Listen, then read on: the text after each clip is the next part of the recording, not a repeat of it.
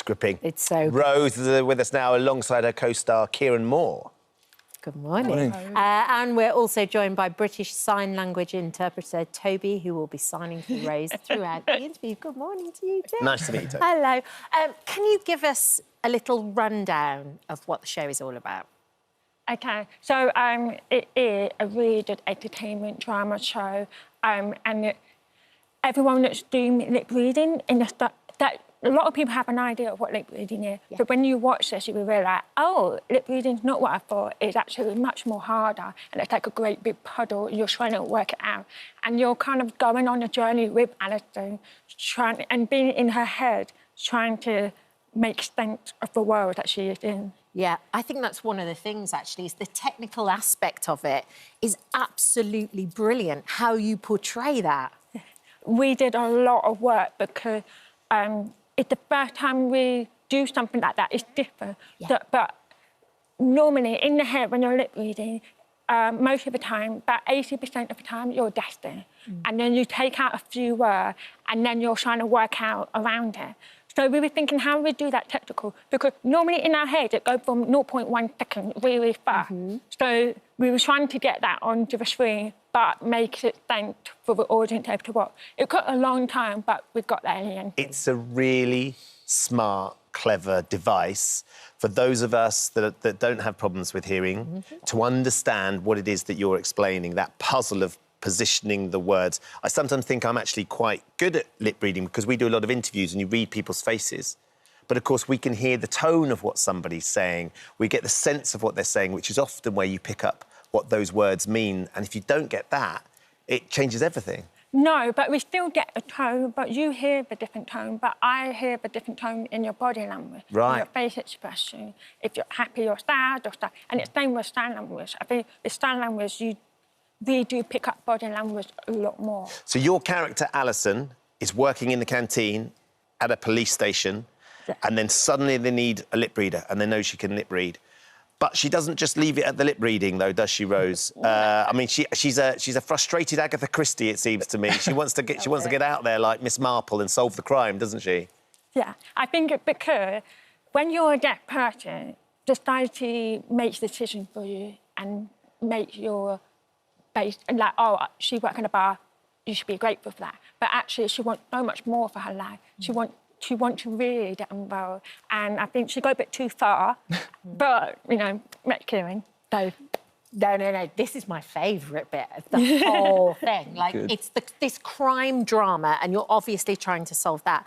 But then you guys, Kieron, have the most gorgeous relationship together. Well, it's developing, as I see it right now, but I think I know where it's going. Tell us about Liam. Yeah, I don't think you do know where it's going to go. Oh, do honestly. I not? Every time I was reading the scripts, I was like, oh, I wasn't expecting this. Liam's kind of like Alison in many ways. He feels like a bit of an outsider. The world hasn't been extremely kind to him. He's had a difficult upbringing, and he feels like he just wants a little bit more, and he feels like he's going to do whatever's necessary to get it.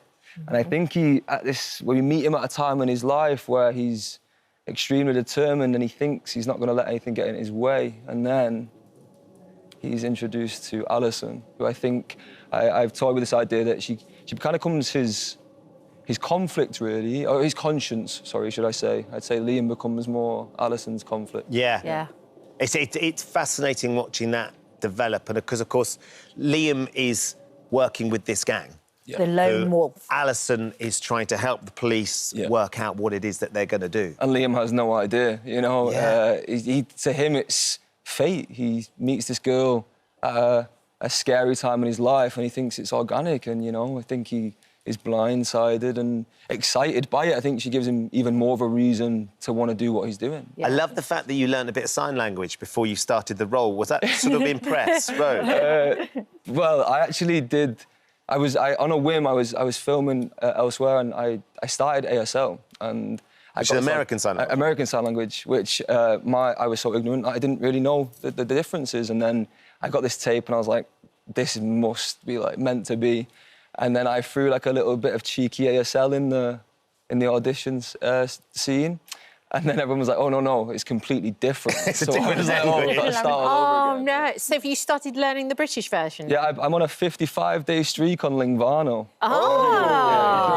Nice. Yeah. Well, because your relationship together is an integral part of the show, but you didn't have a chemistry read or anything. No, I think you just got back from a job and I have a crazy year last year. Yeah. So we wanted the chemistry test because it's really, really important to have chemistry test because it can make or break the show. Sure. Because if it doesn't work, there's no show.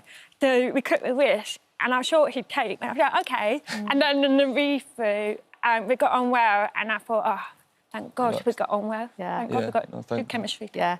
But Rose, what was it like? Because to suddenly be, #1 on the call sheet, executive producer. By the way. Yeah. Did you start Come on, the smaking boss. cigars and kind of strolling around? Making demands. Selling everyone off. No. But I think the executive producer was really important for me because it's not to get the fancy title or my name out there. I was doing it as a deaf person because often, in my experience, I come onto a set and then there's something that's not quite right in the script or there's culturally deaf person behaving that way and you're trying to change it and it's just chaotic and you haven't got time. But the fact that I can be involved in the process 2 years before the script got even written, then it means I have more input into the script and bringing deaf people using my network. And we brought like Bryony, where she was a user, she had a vast knowledge, she knew she worked on Peaky Blinder.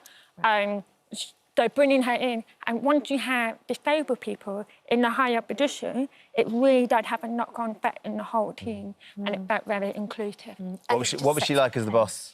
Honestly, my best boss so far. Yeah, absolutely. I think Rose is just so much more interested in getting the best out of everyone. You know, the story was so important to you, but also, like, I couldn't believe that it was your first time leading anything, personally. You always... I'm at the beginning of my career, and I think that #1 position is so important because it really does spearhead the whole thing. It sets the tone. It sets, even especially like people that are coming in for one day. It's the person you look to, and they sort of they lift you up. And Rose was exceptional. Like, I've never been on a set so fun. Rose was playing traitors with the crew every day. Were you being Claudia? Yeah. There we go. Yeah. I was Claudia. We played the traitor on set. Claudia, better watch out. Yeah, it was coming to the end, and no, I think I've told her. It coming to the end, and you're working at 5 in the morning till 8 in the evening. Sometimes you do night shift at Shane, and sometimes the energy of the crew can get a bit tired. So they needed something like this. So I thought, right, time to bring out my Claudia Winkman and make traitor, and they all murdered each other, and they went visual. Some of them went really brutal in murdering. I love that. I'm looking at my crew now. There's a few I think they quite enjoy murdering each other. You're absolutely right. It would pick up the energy. They would for needed. John Terade steak, for sure. Thank you for coming on the show today. It's a thank you. brilliant show. Well done. Good luck with it. Amazing. Lovely to see you, Rose. Great to meet you. Thank as well. you for having me. Yeah. Code of Silence starts this Sunday at 9 o'clock on ITV1, and then you can watch all episodes on ITVX. Thank you for visiting our This Morning YouTube channel. We upload new content every day, so go ahead and hit that subscribe button so you don't miss out, and we'll see you in the morning.